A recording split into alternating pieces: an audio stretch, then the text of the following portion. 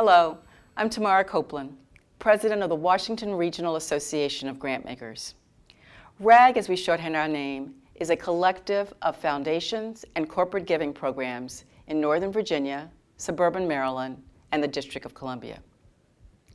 In 2015, a group of philanthropic leaders came together under the RAG umbrella to talk about how they might address the racial unrest that was affecting our country.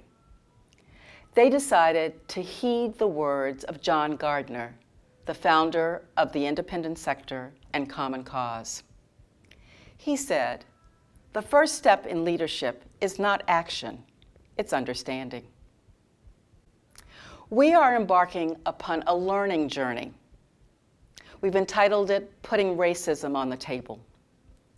Over the course of 6 months, we will explore the following topics: structural racism, white privilege, implicit bias, mass incarceration, the racial mosaic of America, and then look at how philanthropy is addressing racism across the country.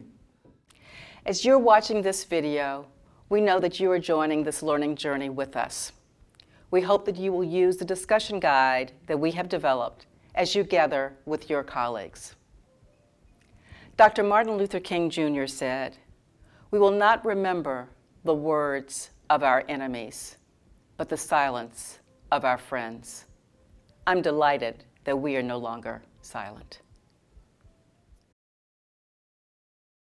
So I'm Robin DiAngelo, and I want to begin by drawing your attention to the fact that I'm white. So look at me and think about it, okay? And of course, part of being white is that goes against all my socialization, right? I was taught not to see myself as having a race. Race is what they had, not myself. And I was certainly taught not to be drawing attention to it or naming it. So how did I come to be, standing in front of rooms of people day in and day out and drawing attention to my race? Well, for me, it started in the early 90s when I applied for a position as a diversity trainer. And back in the 90s, I'd never heard of that, but that sounded like the coolest job possible. You're going to go into the workplace and you're going to lead discussions on, racial equity. And I thought, I'm totally qualified for that. I'm a vegetarian, and I shop at Whole Foods, and we didn't have Priuses then, but if we did, I would have driven one like I do now. And I really did think, this is all about open-mindedness, right? This is about being progressive, and I'm progressive, so I applied, and because everybody in the position to determine my qualifications was also a super nice, open-minded white person like me, I got the job. And I was in no way prepared or qualified for that job. I soon began to realize that open-mindedness is not at all what this is about.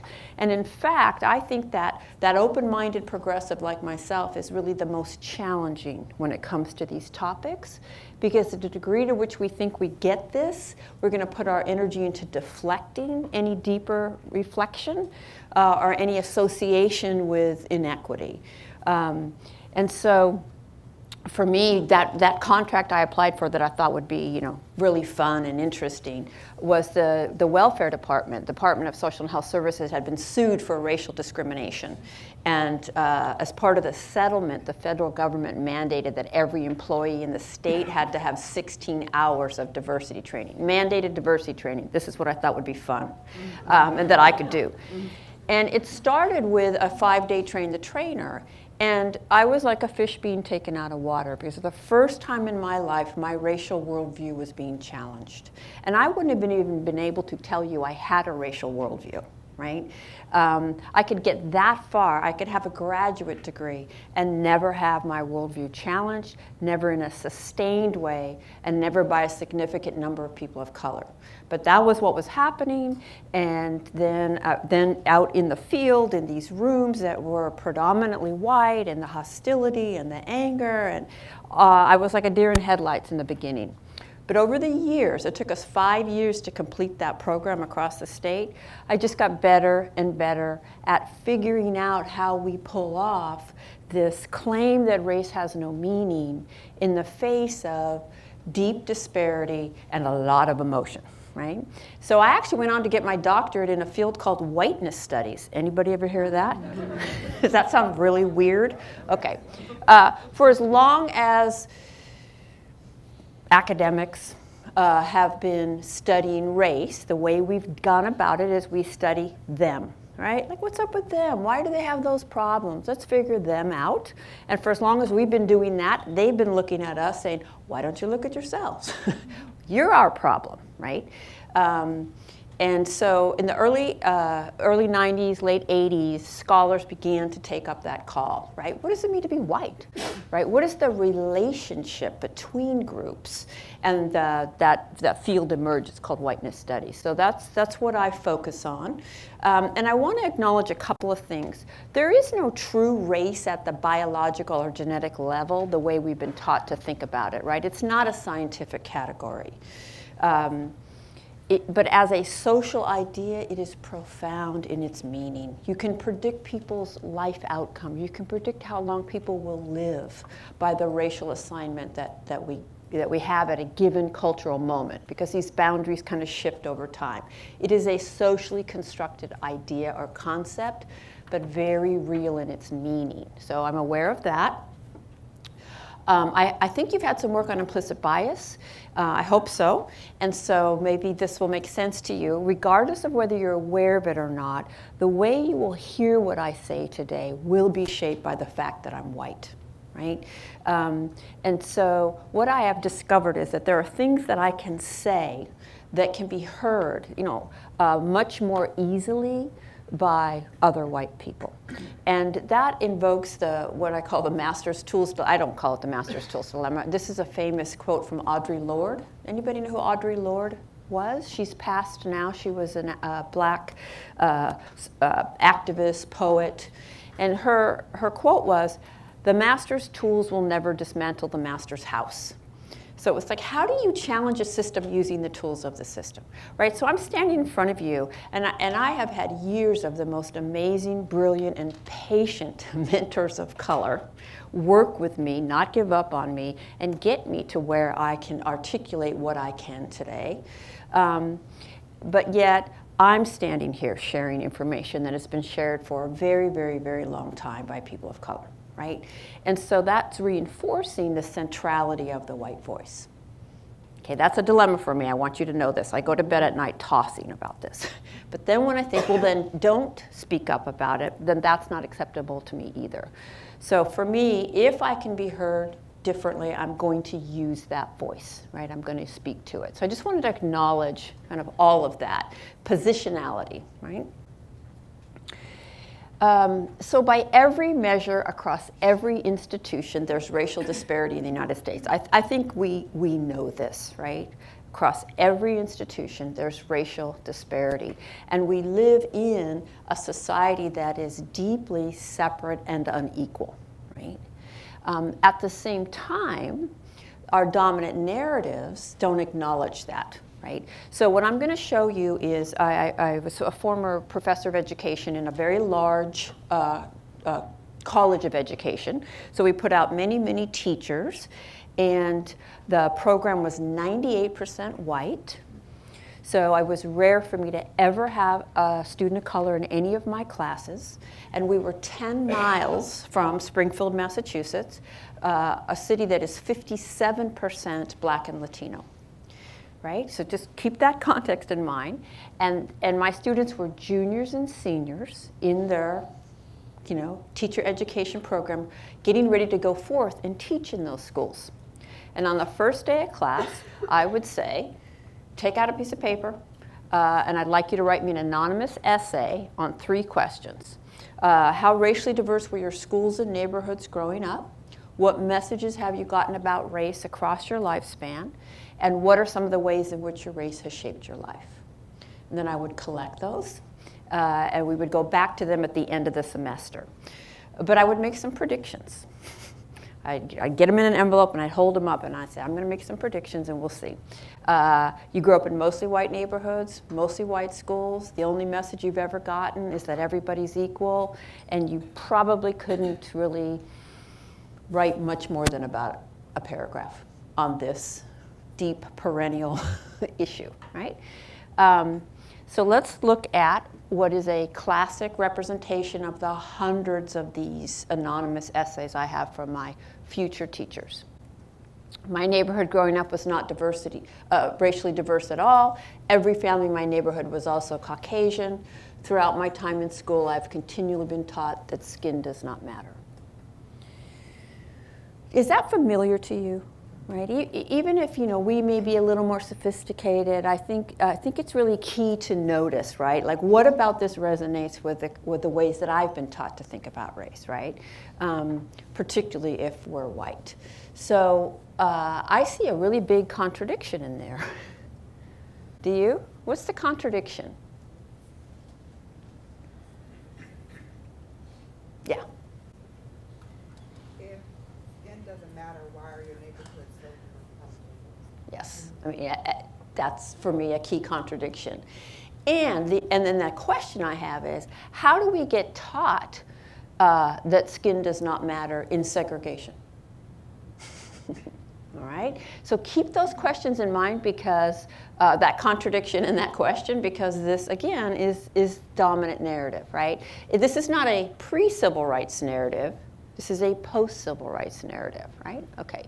Oh, and I just thought about one other little opening disclaimer I like to make. I hope that you're uncomfortable at some point in my presentation, okay? Because if you're not, I didn't do a good job. Because this is not a comfortable topic, right? I would say the default or the racial status quo, particularly for white people, is comfortable day in and day out. I'm racially comfortable in almost every moment of my life. It's a rare experience for me to be racially uncomfortable, right? And so I don't want to reinforce that. I want to kind of shake that up a little bit. And you can use that discomfort in a couple different ways. You can use it as a door out, right? Well, she made me uncomfortable, therefore she did it wrong. You can do that, I hope you don't. Or you can say, okay, all right, great, this is good. I'm feeling really triggered or stirred, right? How can that help me understand how I've been making meaning?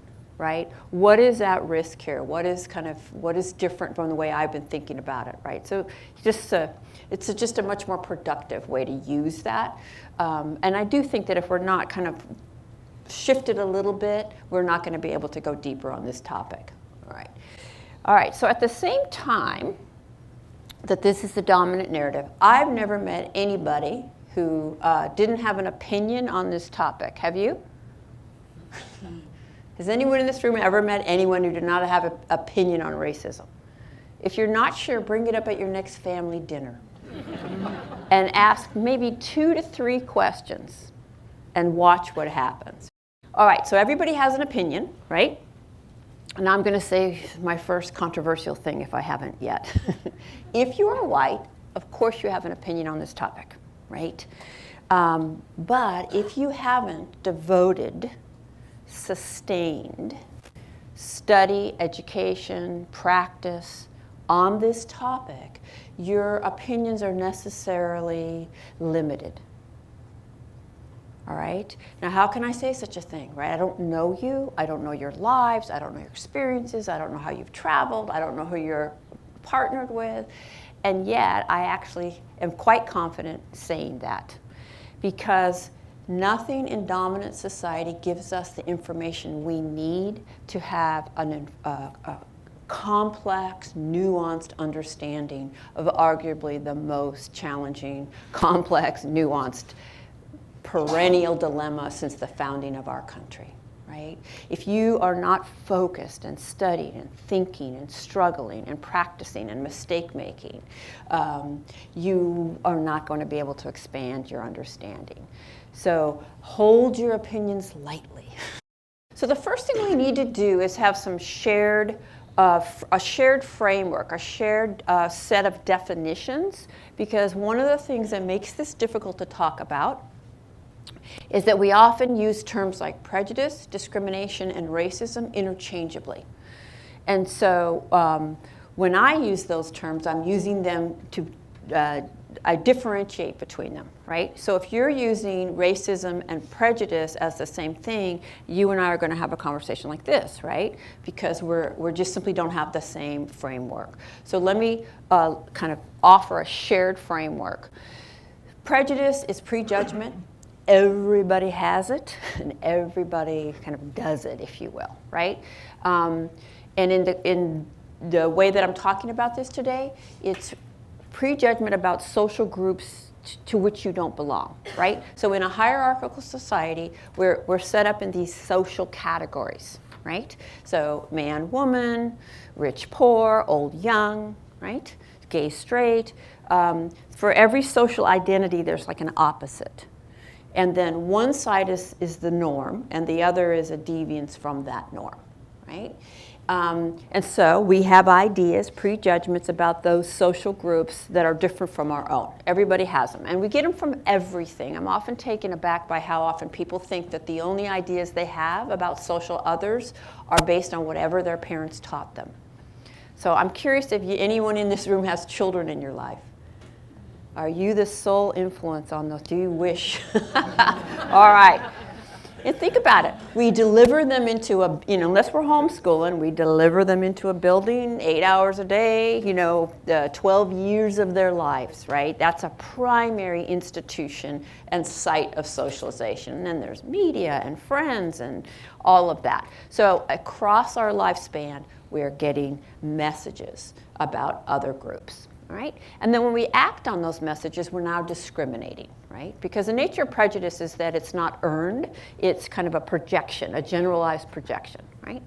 So I was actually taught to see prejudice as bad, so I was one of those people that would have said, I don't have a prejudice bone in my body. Have you ever heard that?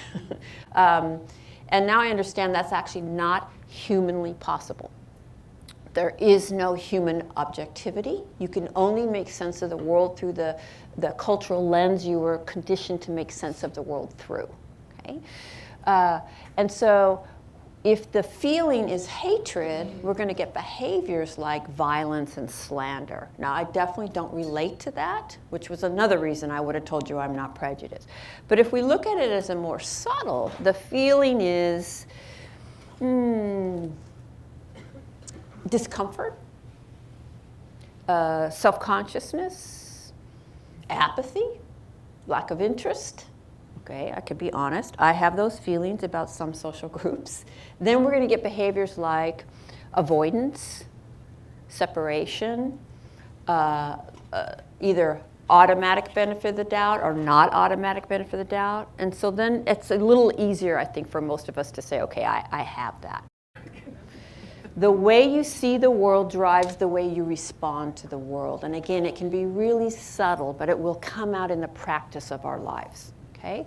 The best chance you have at challenging this is to be aware of what's in your head and get new information and all of that. And of course, I'm really, really glad we now understand implicit bias, and that's harder to get at, right?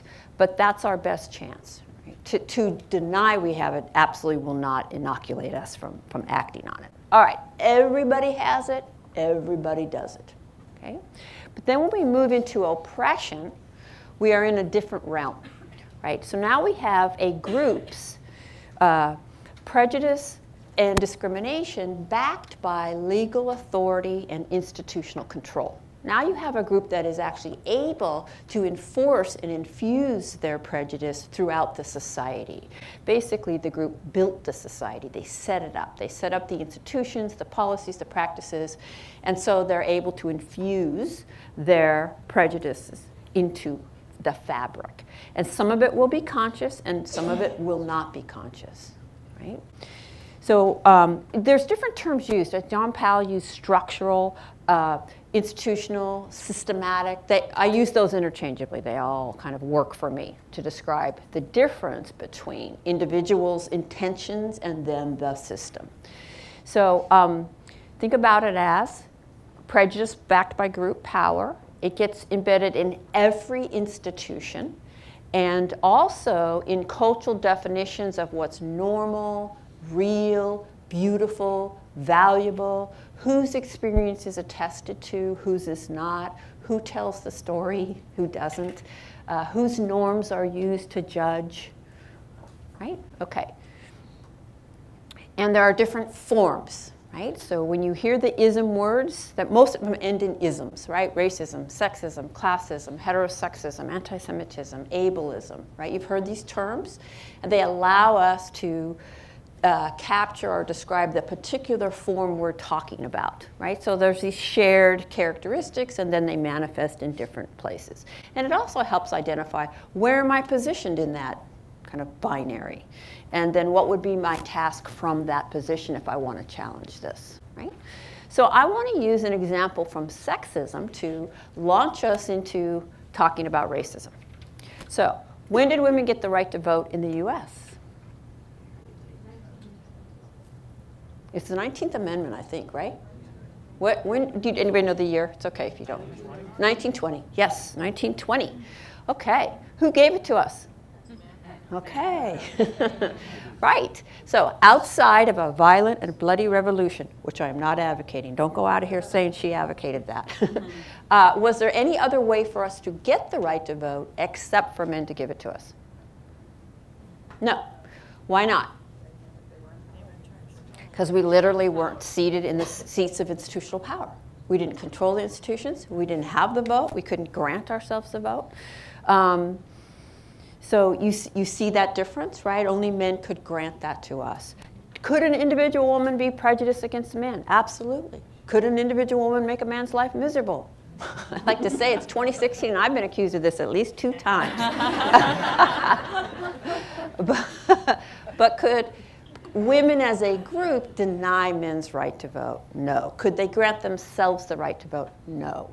And we have to have some language that captures that reality. That's a huge difference, right? And until we get new words, these are the words we use. So when I say racism, sexism, I'm talking about that system of inequitable structural power, not individual prejudice and acts of discrimination, right? And so let's look at it in a couple different ways. Clearly, men had to get on board, right, in order and talk to other men and grow the movement and eventually grant women the right to vote. So there were allies amongst men. And yet, of course, they still benefited from patriarchy, right? They still benefited from a system that conferred something as profound as the right to vote to their group and not another, right? So when we talk about privilege, you can think about it in that way, right? Not so much good or bad or intended or even could you feel privilege, but just the reality that the society is set up to benefit your group. I think about it as a fish either swimming with the current, and of course when you swim with the current, you don't know there's even a current, but when you swim against it, you're acutely aware, right? And also notice every institution worked together, right? So it wasn't just the House and the Senate. So you had the clergy preaching from the pulpit that it was God's will that women not vote. Now try coming up against God's will. You're pretty much screwed, right? That's going to be hard to challenge. You've got the male-dominated or controlled psychiatry, right? So the psychiatrists wrote studies, and they said women are inherently irrational. You can't give them the right to vote. Then you had the medical field, also, of course, male-dominated. And they wrote studies, and I'm not making this up. Go to those old history books. They wrote studies that said things like, well, if woman thinks and uses her brain, the blood will flow upward away from the uterus, and the babies are just not going to be so good. So we can't have that. And then you had the professors, and ultimately the military. If women were to rise up in the street, right? So every institution. This is why it's so hard, right? It's so embedded. And certainly we didn't get it the first time we asked, or as nicely as we asked, right? It's usually decades of struggle, right? Because you're not just up against policies and practices, you're up against ideology, beliefs. So, but also let's notice that the way we had the conversation is part of it, right? It's so normalized and taken for granted, it's really difficult to see, right? So let's just look at some stats. So this is today. Okay. I actually do believe, and I don't know how this will land, we're in Washington, D.C. I think that's the power above all others. It's like the 1%, right? 98% male. This is the U.S. Senate, 80% male. House of Representatives, 82% male. Supreme Court, up until recently, 66% male. I don't mean to pick on Republicans, but when I see a picture like that, you know it's going in my slideshow. I mean, just look at it. I mean, just look at that homogeneity. And who's, right, legal authority, institutional control. Who gets to make decisions that impact everybody's life? Institutionalized inequality is deeply rooted, embedded, taken for granted. It's not fluid. It doesn't change over time. The same groups who have controlled the institutions from the founding continue to, right?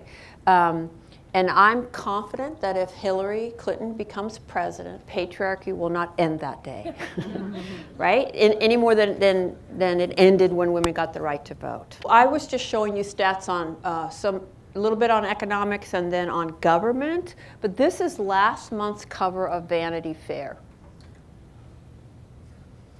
Just to put in some cultural, right? There's every institution.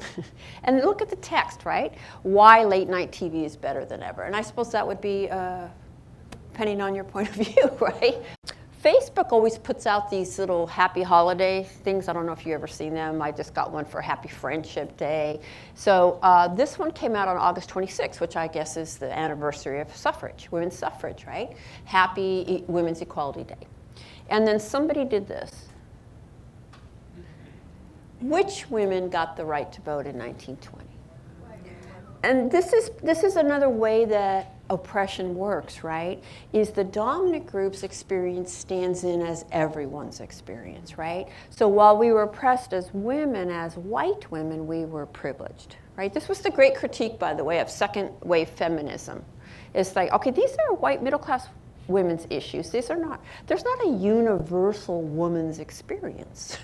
You know, race, class, sexuality profoundly shape my experience of womanhood, if you will.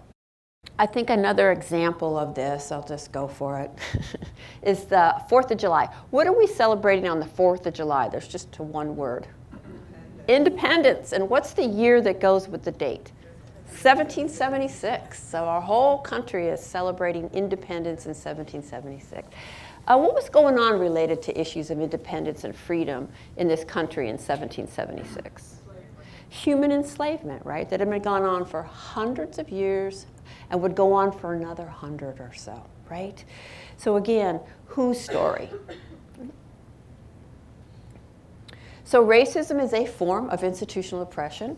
It's a system that works on multiple levels and results in an unequal distribution of basically everything between white people and people of color overall, with whites as the beneficiaries of that distribution. Again, it is not fluid. And another disclaimer, the category people of color is broad and deep, and I'm collapsing that all into one, you know, that people have different experiences based on history and immigration and all of those things, but for our purposes, I think on some level we recognize there is this big binary. Right?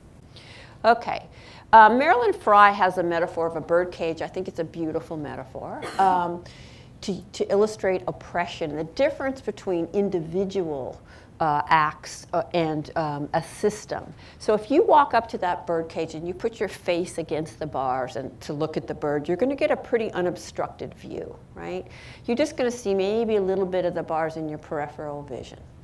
That's a very micro or myopic view. It's an individual view. And you look at the bird and you say, what's the problem, right? The little door's open, why don't they just fly away? Why doesn't that bird just do this, that, or the other, and then it wouldn't have any problems. But if you step back, you begin to see these bars and these bars and these bars, and you begin to see this interlocking system where it doesn't make it impossible for that bird to fly away. It makes it unlikely, and it makes us enables us to predict that it probably won't, or it's certainly going to have many, many, many more barriers than a bird not in that cage. So what are some of those bars? Well, we have our institutions, we have our culture, ideology, the burden of representation, invisibility, isolation, unacknowledged historical trauma. I mean, there are many, many, many bars. Right? So you can see what I'm doing here is trying to move us out of the dominant idea that if I am open, I couldn't be part of any of this, right? That this is a matter of conscious bias or dislike, which I don't have, therefore I'm not connected to this. And I'm trying to say the whole system is set up to reproduce this inequality. And unattended, that's what it will do. So I think the most brilliant, clever, effective adaptation of racism post-civil rights is what I call the good-bad binary, right? So post-civil rights, it became bad to be racist. And that seems like a positive thing, because racism's bad. But you always have to ask yourself, how does it function? And I would say it functions beautifully to make it very, very difficult to get white people to look at what we've internalized, the messages we've internalized, our privilege, our investments. Because what we hear, if you try to connect us to the system, is, you just said I was a bad person. And that is unbearable to me. And I'm going to put everything I have into countering that attack. Have you ever seen a white person get defensive in a conversation about racism? Anybody? Okay. And if you yourself are feeling a little defensive, just ask yourself, is this rooted in this idea that she's suggesting I'm a bad person, right? And I'm not, by the way. But you can see how effective it is. So if we're going to fill this in, we know that a racist is ignorant and bigoted and prejudiced and mean-spirited and old and Southern, and they drive pickup trucks because we got to get some classism in there, right? That's your racist. And your not racist is good. And they're educated and progressive and open-minded and well-intended and young and Northern, and they live in Portland, and they shop at Whole Foods. And okay, this is get rid of this, right? I mean, try really hard. I know that's easier said than done, but this way of positioning you're either a good person or a bad person, or you're a good white or a bad white, is just not useful. All of us have been conditioned to participate, and this is getting in the way. And our films, our movies reinforce this idea. There's usually the good whites and the bad whites, and we totally identify with the good whites. And it's just, again, not useful. And it leads to a couple of different sets of dominant narratives. So this is my metaphor. I do love metaphors. And listening and doing this work and talking pretty much day in and day out. I have a rare job. I don't think most people's job is to try to talk to big groups of people about racism for sustained periods.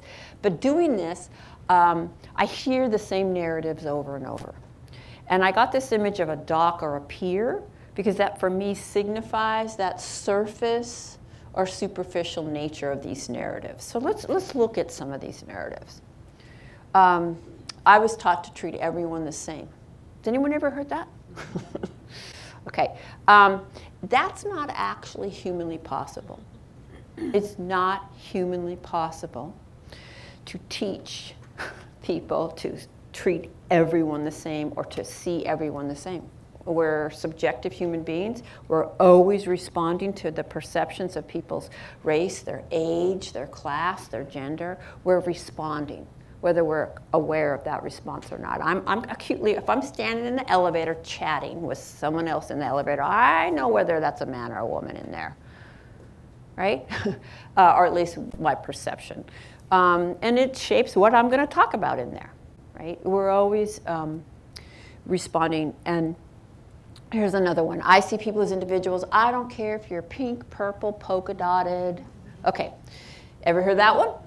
So if that's in your vocabulary, I'm going to ask you, please never say it again. Okay? Never say again, I don't care if you're pink, purple. Well, anything that begins with I don't care is probably not a great strategy in a sensitive conversation. But people don't come in purples and pinks and polka dots. And so whether it's intentional or not, the impact of that is very demeaning, right? Let's get real. Racism in our society is real. It shapes people's lives. Let's talk about it in a real way. Okay? It's in the past. It doesn't have any meaning. Everyone struggles, but if you work hard. My parents weren't racist, that's why I'm not racist. Or my parents were racist, that's why I'm not racist. It doesn't really matter what comes in front, what comes behind must always be I'm not racist. Because I'm a good person, right? All right, so-and-so just happened to be black, but race has nothing to do with this. Okay, that's another one I would actually drop, regardless of race, or those kinds of qualifiers that suggest you can remove race from an interaction, and I would suggest you actually can't. I might not know what race has to do with it, but it's in there, right? In this society, it's same as gender, right? It's in there. Okay, these are all pretty much colorblind narratives, right? I don't see it, it doesn't matter to me. And I'm going to assume most of us in this room understand that colorblind narratives have not been useful and that we're kind of trying to move away from them, right? So we may not use those, right? If we're sophisticated, I'll give you the ones that folks like me use. I work in a very diverse environment. I have people of color in my family. Okay, has anybody ever heard a white person in a conversation about racism use some version of those? Okay, so I'm getting a lot of nods, okay? So what that person is doing is giving you evidence, right? This is my evidence. When we talk about racism, here's my evidence. So if that's my evidence, how am I defining racism? This has actually been really useful to me to go under the surface and figure out, okay, so then how are they, okay, now I know what to address with them. So what's my definition of racism if my evidence that I don't have any is to tell you about all the people I know and love who are people of color? Your definition's an individual construct, not an institutional one. Yes, that's on one level definitely individual, right? I'm exempt. What else? There's something, we could look at it this way. So a racist would what? Be someone who doesn't have any diversity around them. And why wouldn't they? They're bad people. Pardon? Because they're bad. That's right, they're bad because they don't like people of color, right? A racist, it has conscious dislike. A racist does not like people of color and knows it, right? And I'm not a racist, look. Right, does this make sense? Okay, well, let's, if we go under the surface and we think about it, I work in a very diverse environment. So basically a racist couldn't tolerate the sight of a person of color 3 cubicles down from them, right? Or here's another one I hear a lot. I used to live in New York. Oh, you like that one. Have you ever heard that? All right, so what am I saying to you? I've seen people of color. I walk by them. That's why I'm not racist, right? So this idea that a racist actually couldn't tolerate the sight of people of color, right, would run, and I assure you that someone who is consciously or explicitly racist certainly could tolerate the sight, right? So if you think about it, it's actually a little bit absurd, right? This idea that this is my evidence that I couldn't be racist. Oh, I do want to say something about people of color in your family. I do think one of the antidotes to new racism, if you will, is to build authentic, sustained cross-racial relationships. And our society doesn't set us up to do that. Yes, we have colleagues in the workplace, but who do we really live near? Who's at our dinner table? In those ways, most of us don't, right? But that doesn't mean there's no racial dynamics that are going to manifest in your relationship, right? And I think about it around gender, right? I mean, I'm married to a man. All right, he loves me. I love him. His sexism didn't disappear the day we fell in love, I'll tell you that, right? There's gender dynamics between us, right? There will be racial dynamics in this society between people. So this doesn't exempt us. It certainly makes us probably have more understanding than not. My children are so much more open. The research shows that by 3 and 4, all children know the racial hierarchy. They know, and I'm just going to say this, and it may be hard to hear, it's better to be white. That is the message of our society. I'm going to show you this in a moment. And they don't miss that message. And so when we romanticize them, we're not really preparing them to address that. Okay? I already know all this. I was in the Peace Corps. I marched in the 60s. I like to say, you marched in the 60s. I mean, I don't know any white person who didn't, so that's, I'll believe you. You marched in the 60s. And so you got a certificate that has never needed to be renewed, 50 years, no retesting or updating. You're good to go. And my point here is that this is so nuanced and so complex, and it changes, and our ideas, it's just like gender. The way we talk about gender today is so different than 50 years ago, right? Okay, so in trying to figure this out, I've had to go under the surface. This is how I think about it. What's propping all this up? What enables us to say these things, to have these things be so familiar in a society so separate and unequal? So the pattern across the nation is segregation, okay? Particularly for white people. Most white people grow up in racially segregated neighborhoods, right? You may have been able to identify 1 or 2 different, and where they were. The one exception to that is if you are white and you did not grow up in a segregated neighborhood, you were likely urban and poor or working class. That's the one exception. And generally, you don't stay in those neighborhoods because upward mobility takes you away. And we don't tend to maintain those early relationships. Okay, so let's look at this pattern. So most of us grow up in racial segregation. So I'm being told everybody's equal. And even if my parents didn't tell me that, certainly my schools, right? I'm told everybody's equal, but we don't live together. Why is that? And where are they? And why? And what have I been taught to associate with that space where they are, right? And how was I taught that? What message? Was I encouraged to know and explore those places? Or in many ways to avoid, right? So there are very deep messages in segregation.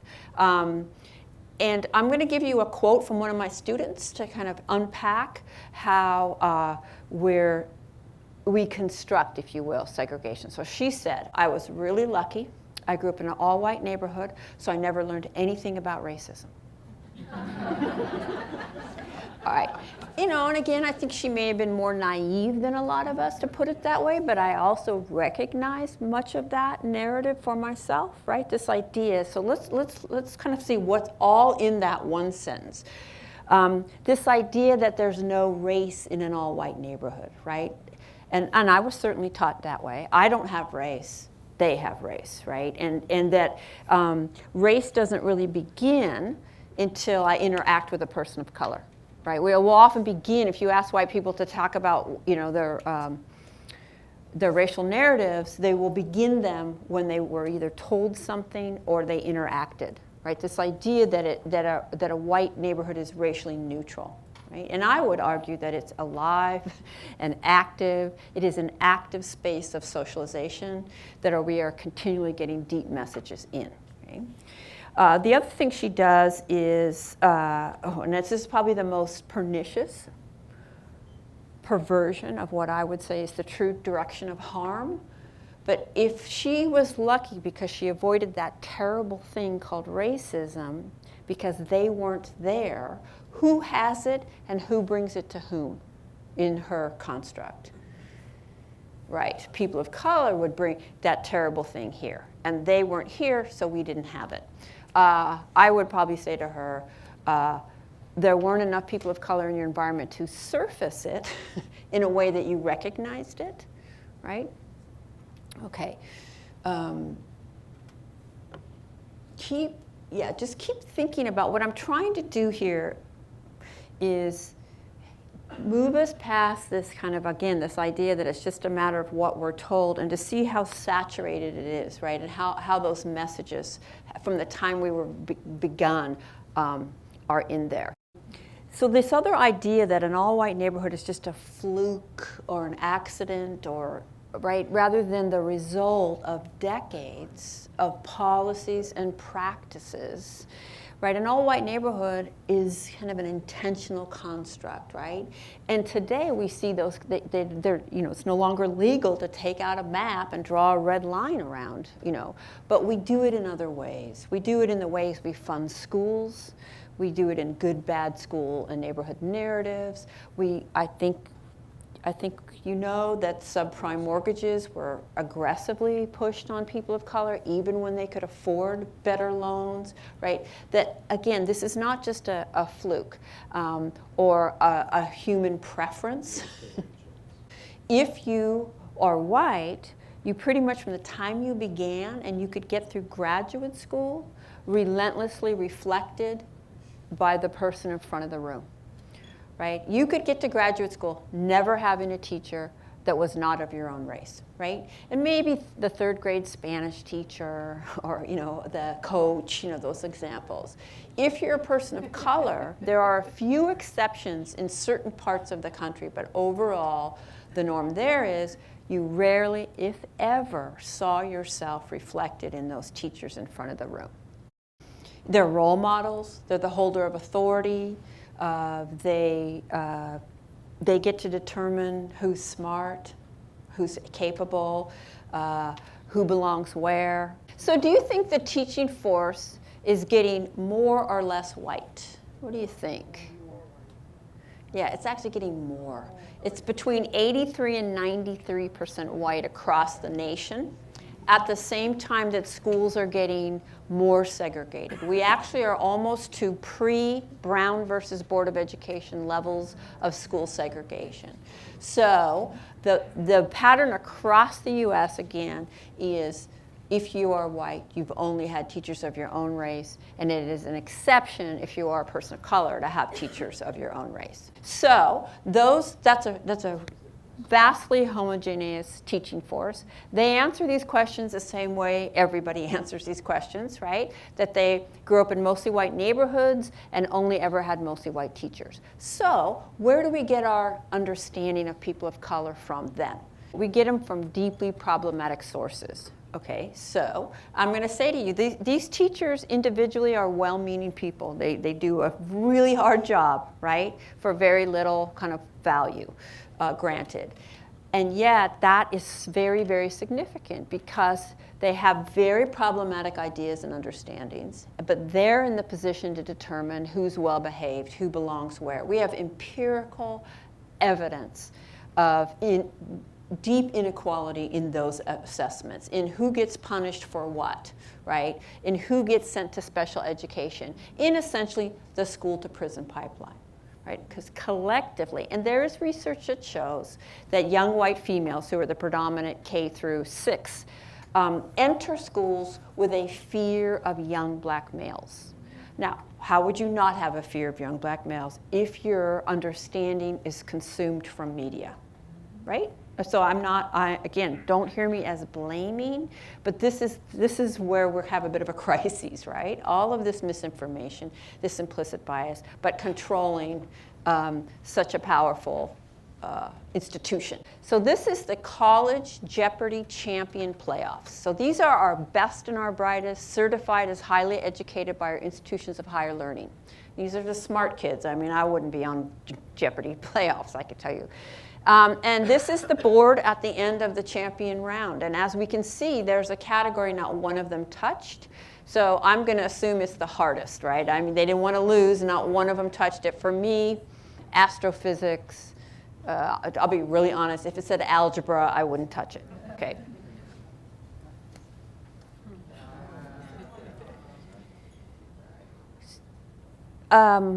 I actually don't believe I can do justice to what this means in our, the further we get from our history, the less we can understand how we came to be where we are right now.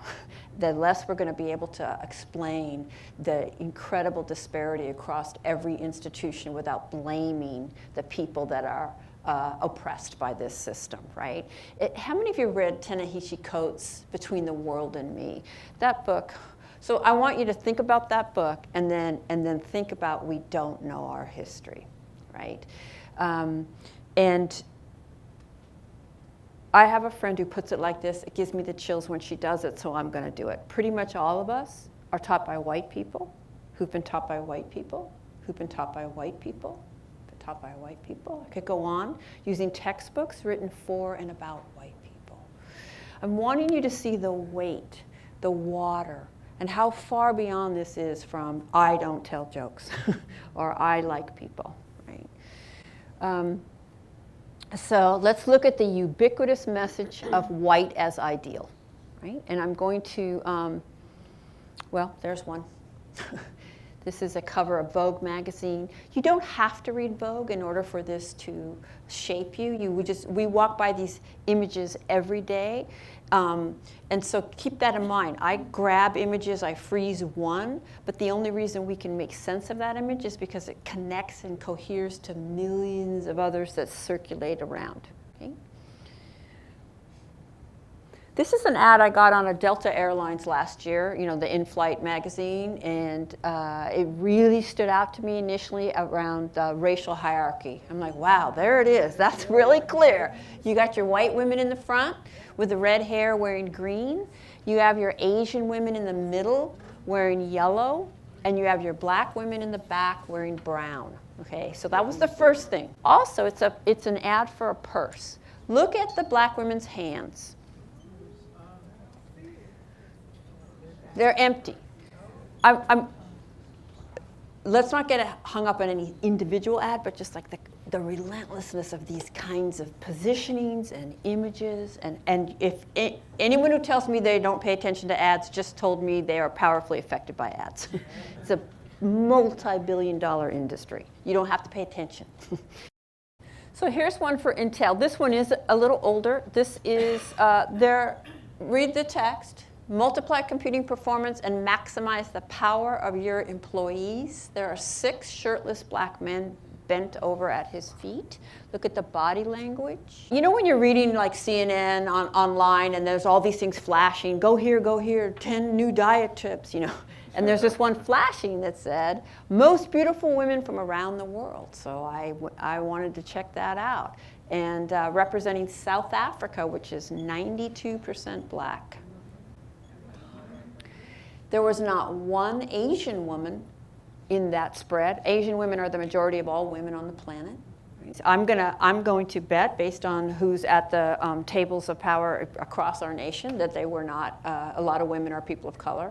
People do, of course, everyone internalizes these messages, so people can work against their best interests. And unfortunately, this is another key question. We often want to get more diversity in our workplaces, but we don't change the water or the norms. And so if someone does speak up and we don't understand, or it makes us uncomfortable, or we feel like, oh, you're trying to say, then we don't always listen or value what they bring.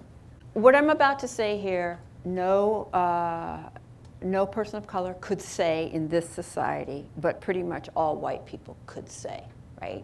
So keep looking at how you've been shaped, right?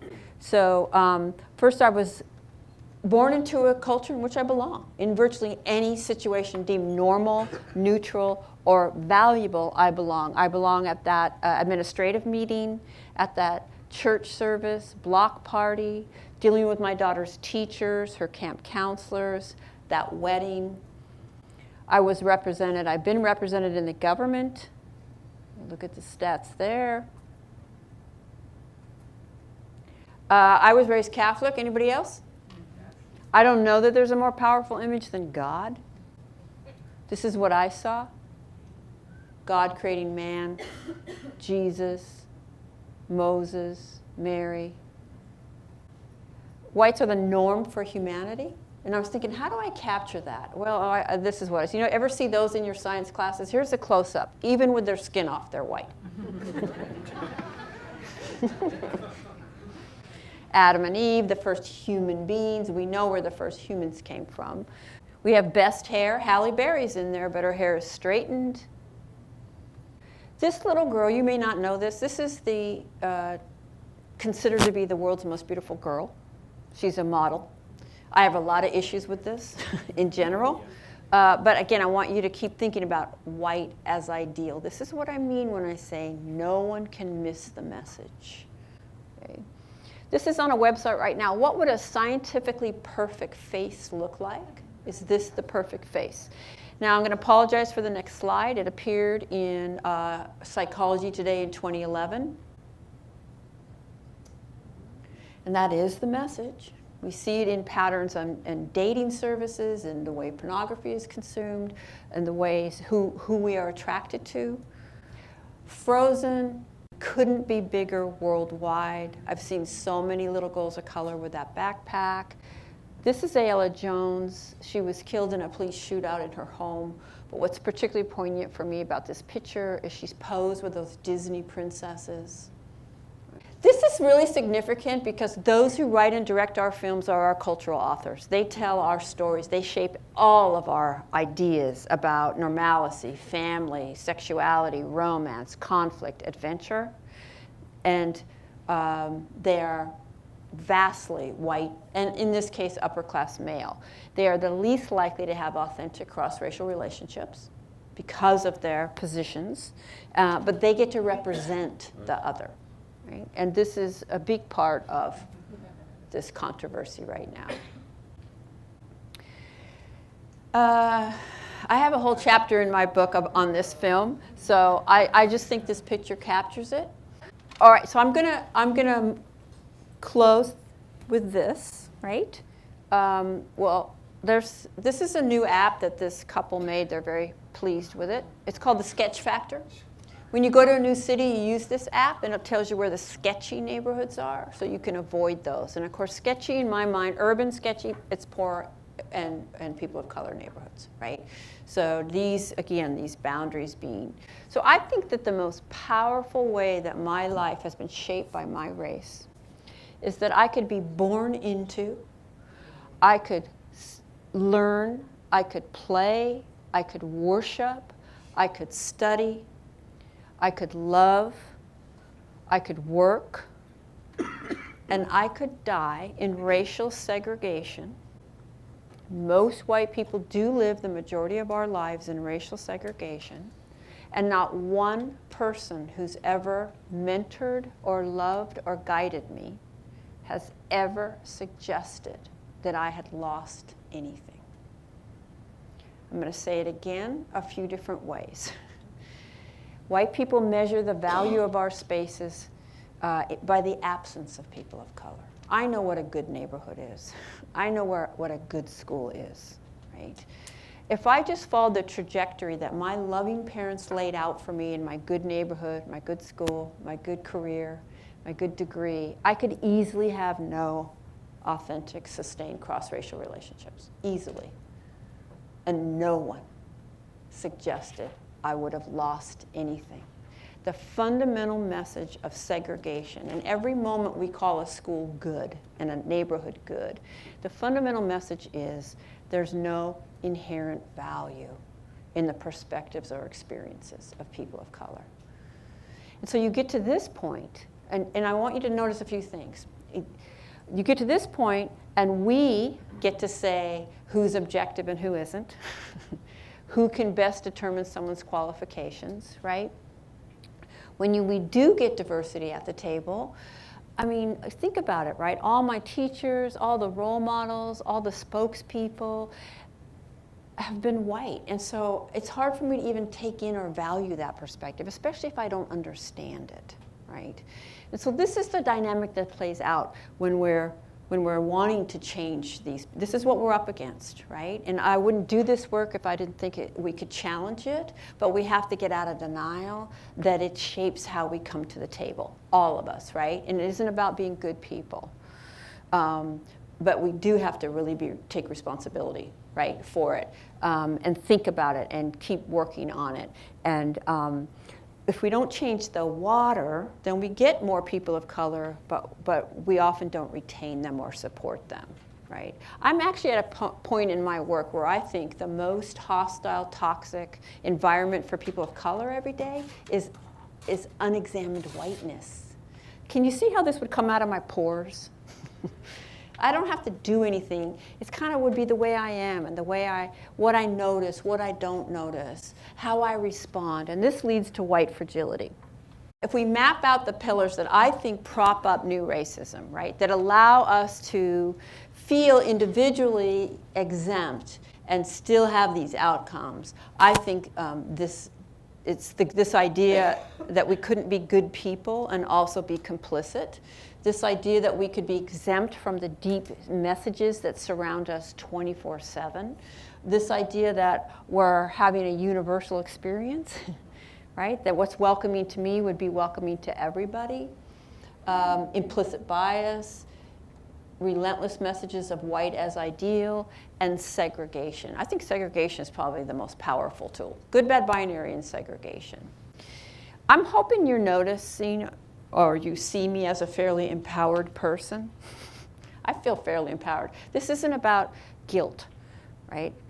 It's about responsibility, right, and practice. If we're not actually demonstrating in the practice of our lives, then us just saying, oh yes, I see this, is not really, it's meaningless, right?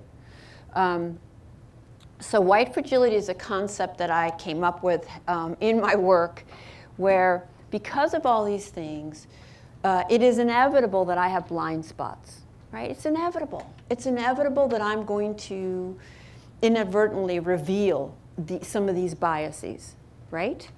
But unfortunately, when people try to give me feedback, I've done that, it doesn't tend to go well, right? That generally the response is defensiveness or hurt or feeling unfairly accused, right? If you've ever had a racial conflict in the workplace and see those reactions from a white person who someone's tried to tell them, yeah, I know you didn't mean to, but like the resume study, you know about the resume study? Most people do so. That these resume readers, based on the name, were racially discriminating. If you went to those resume readers and you said you just racially discriminated, I'm pretty confident they would vehemently deny that they had, because they didn't know that they had, and get very, very defensive and feel unfairly accused of something, right? And I call that white fragility, kind of how we fall apart when you try to talk to us about this stuff. All the ways, you notice all the disclaimers I have to make and all the carefulness in order to just put this information out because we're so sensitive to it or about it. But how does that sensitivity function? It tends to make people not want to try with us again, right? It's just like, okay, I tried once, it didn't go well, I'm just not going to try anymore. It's actually a moment of trust when a person of color tells a white person something they just said or did was problematic. That's a moment of trust. If you have a friendship with a person of color and they're never giving you feedback on racism, it's probably not as close as you think it is, right? Because maybe they tried, didn't go well, or they just sense that you're not receptive, right? So this is the next barrier. It's actually incredibly transformative and liberating when you realize, oh, of course I'm seeped in this stuff. Thank you. I don't want to be doing things I don't know I'm doing. I thank you so much, rather than, oh my God, how dare you, or all the other reactions that we have. It's inevitable. But I also want to say, when I choose to be silent about something I see as a white person, that's actually a moment of what I would call white solidarity.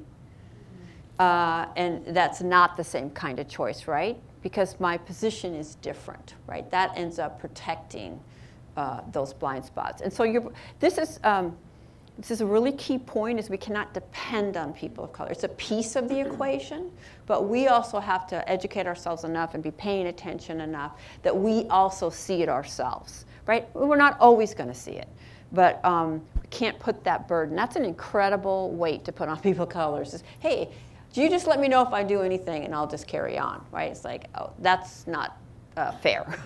Yeah.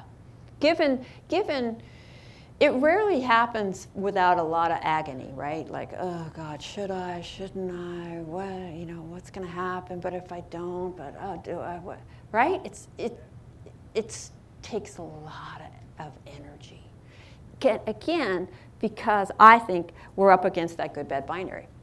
And unfortunately, often the white person hears it as that we're bad. Here's my ideas for how we can begin or continue with this. Be willing to tolerate the discomfort associated with an honest appraisal and discussion of internalized superiority. There's no way we can't internalize superiority. I know those are really bad words, but the way I'm using them is that this message, these messages, and all the ways I've tried to show you in this short amount of time, again, whether we're conscious of it or not, it's there, right?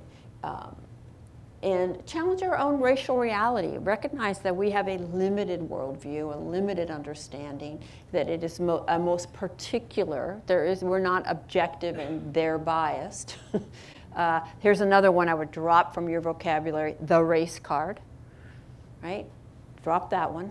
Also drop reverse. There is no reverse form of oppression, right? Begin to understand people of color's racial realities through authentic relationships rather than through the media or unequal relationships. And actually take action, right? So there are lots, I know you're gonna have Julie Nelson here next time, who I happen to know, and she'll, I think, introduce to you a racial equity tool, right? You know, because you have to ask yourself, how are we gonna keep this on the table? And the tool is a set of questions you can apply to any decision, right? Like, who will be impacted by this? How do we know who's at the table, who isn't at the table? So there's so many resources out there today.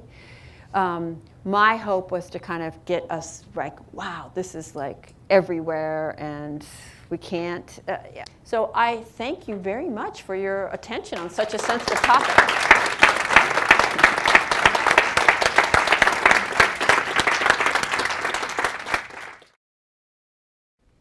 From all of us at the Washington Regional Association of Grantmakers, we thank you for watching our series, Putting Racism on the Table. We hope that you will use the discussion guide that follows at the end of this video, or that you'll go to our website, www.washingtongrantmakers.org, for more information. I'm really pleased that we are putting racism on the table.